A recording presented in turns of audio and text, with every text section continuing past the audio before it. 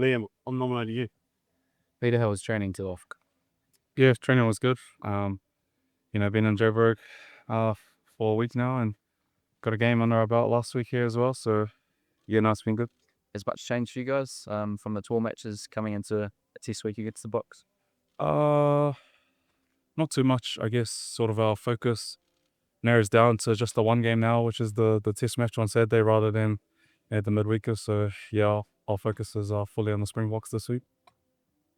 You haven't played the Springboks before. Is it a kind of game you can mentally prepare for from what you've seen in videos and things like that, or? Yeah.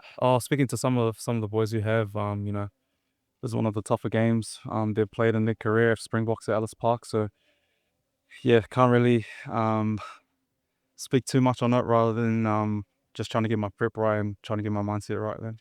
What do you expect from the South Africans and the way they might play at Ellis Park? Obviously physical team and they're set piece dominant, so I think we can expect that. Pete, how much is on the forwards to kind of meet that physical challenge that you guys know is coming?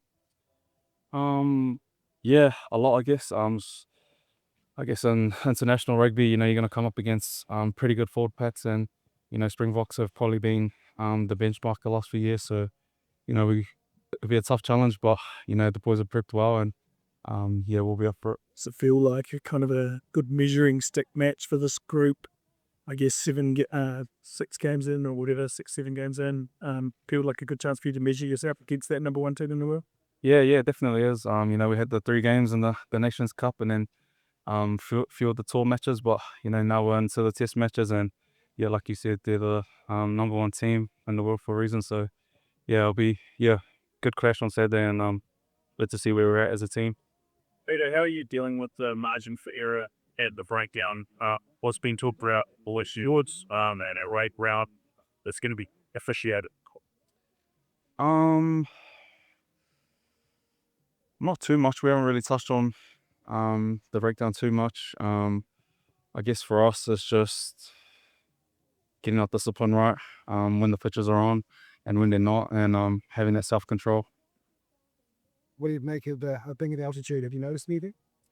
Yeah. Last week we got on last week, and playing at Pretoria, the lungs are definitely going. But being here for a week and a bit now, I'm starting to get used to it. So yeah, enjoying it. And just how exciting is it for you personally? A milestone match in the sense that you haven't played the Boks before and you haven't been at Ellis Park before. How exciting is that just as a pro rugby player? Yeah, it's real exciting. They're the number one team, and Ellis Park is, as we're a few of the boys have said they played their toughest game. So to hopefully run out on Saturday is it'll be a privilege, I guess. How do you sort of, I guess, make the most of the energy that'll come from Ellis Park and the strong Springboks supporters? How do you sort of make that or turn it around into your own advantage?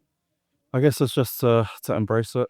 There's a lot of people who would kill to be in our shoes. So just embracing the occasion and getting to run out with 22 other brothers against the Springboks at Ellis Park. Well, it's a special moment. Peter, there's obviously so much competition among the loose forwards. What have you made of, I guess, your individual effort in these midweek games, and do you feel like you've keyed your case for the starting spot or a spot off the bench? Yeah, I guess for me, I was just trying to get my rhythm throughout the tour games, getting a few more minutes under my belt, and yeah, like you said, the competition's pretty tough. Everyone's playing well, and the boys have been good. Healthy competition. Everyone's pushing each other, and ultimately we're making each other better. So it's been good.